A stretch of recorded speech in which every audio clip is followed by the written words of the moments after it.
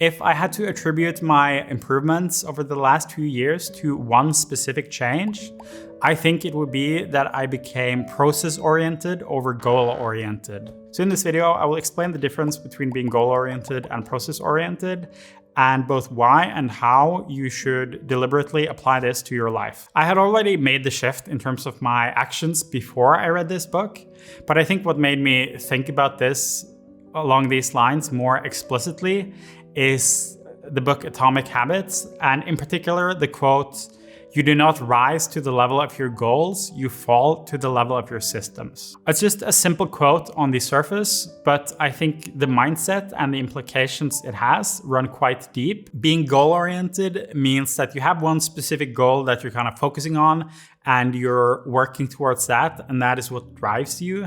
And you will often think of what you're going through in the present as something that you're kind of suffering through, but it will all be worth it when you reach that goal. Being process-oriented, on the other hand, means that you're more concerned about what you're doing on the day-to-day level and about how you can improve upon that. And you're not as concerned about any specific goal or reaching any specific goal. You just kind of trust that as long as you put in the effort and you optimize your processes, then something good is going to come out of it eventually. Goal is the destination, process is how you get there. Now, I just want to say that goals do still have some use, so I don't think you should abandon them.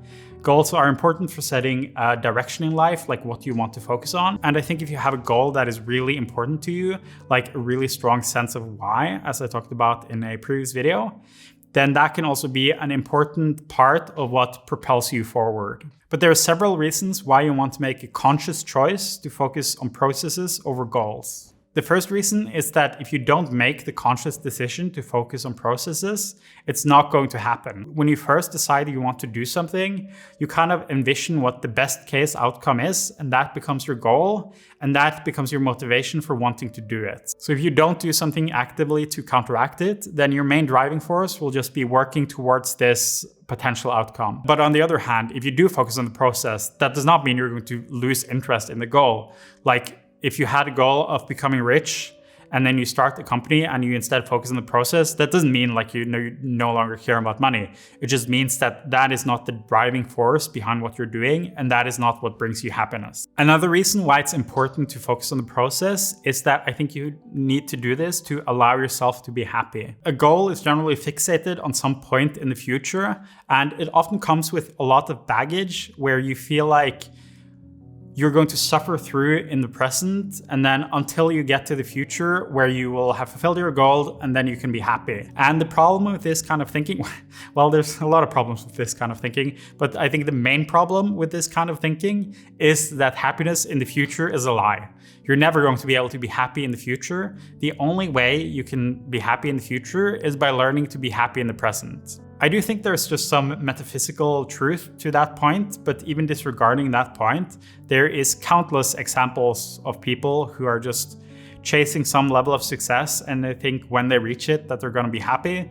But then either what happens is they just continually move the goalposts, they have to be more and more successful, or when they reach some level of success, they realized it wasn't what they expected to be and it didn't fulfill them in the way they kind of hoped it would. Focusing on goals can also lead you to obsess over and kind of attach your happiness and stress level to things that are outside of your control. Like if you have a YouTube channel and you set a specific subscriber count goal or whatever, the only thing you can really control there is the effort you put into it and kind of how you learn and how you progress.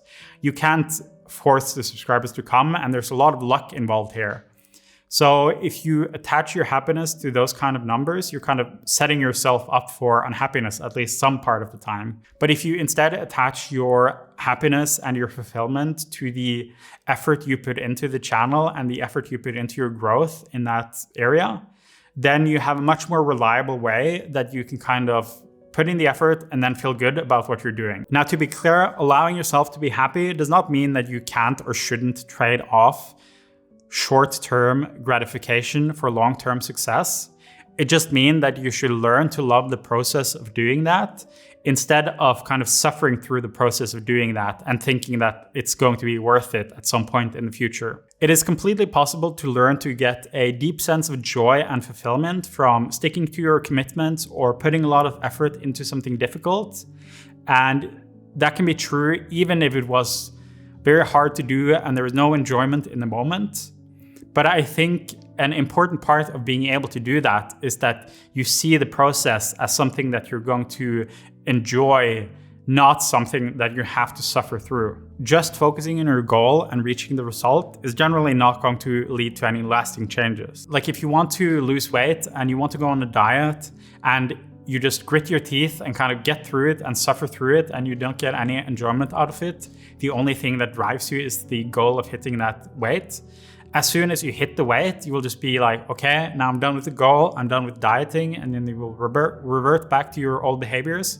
And obviously you're going to end up exactly where you were. If you instead change your relationship to food in a way where you now want to eat more healthy, then that is both going to make it more enjoyable in the moment and you're more likely to stick with it.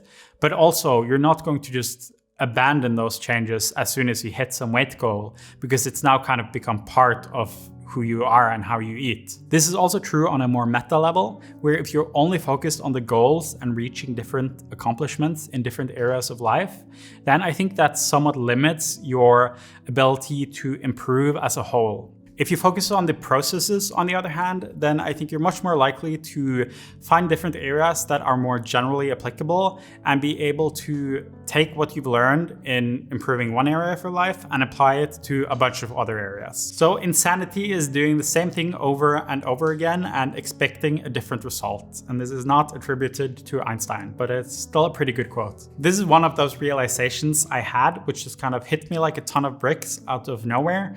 And then from there, it just seems like the most obvious thing in the world. For the first part of my adult life, I didn't really try to improve that much of anything. But then I had a period of maybe like 5 to 6 years where I was living in this insane mode, where I was trying to do the same thing over and over and expecting a different result. So basically what would happen is that I would have a few months where I tried really hard to improve my productivity or improve my routines, and that would kind of go okay for a period of a few months. And then after a while, I would slide back to my old ways and stay there for a few months. And as the quote kind of implies, whenever I tried to get back into it, I wouldn't do some deep session of introspection and try to figure out what went wrong, or I wouldn't like read some new books or try some different approaches. I would just kind of fall into the way I had always tried to do things and just try to do it again. And while I didn't consciously think about it at the time, the only explanation I have for why I did that is that I was thinking, okay, this time I just kind of wanted more, or this time I'm just going to try harder, or this time I'm just not going to be as weak. But obviously none of that ever happened. I just tried the same things and just kept getting the same results, and nobody was surprised. A phrase I would often use when I talk to people in this period is, this time it's for real. Like I would say, okay, I tried to do this a couple of months ago and it went okay, but then I fell off it.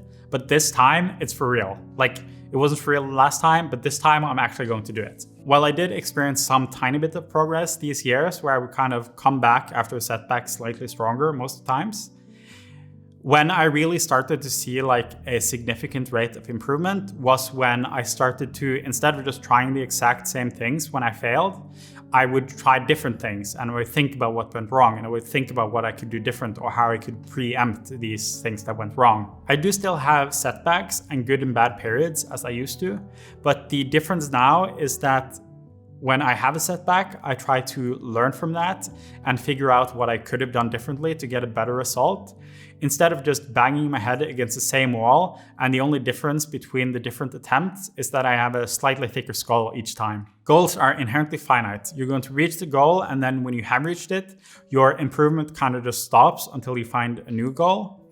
They're also both inflexible and fickle, where you might find yourself in kind of a new situation where your previous goal didn't make sense, and that might leave you a bit demotivated or lost as to what to do.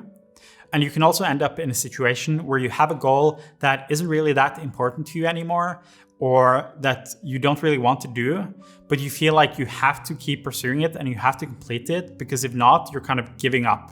And that is one of the things you shouldn't do when you're attempting any goal. If you instead get your sense of accomplishment from just focusing on the process and being proud of the effort you put in there, then that basically circumvents all of these problems. because you're not going to stop improving just because you cross some arbitrary line in the sand. And improving your processes is always going to be useful and can always be fulfilling regardless of which direction you're heading. I have made a couple of other similar videos that talk about different mindsets when it comes to getting the most out of your priorities and your life.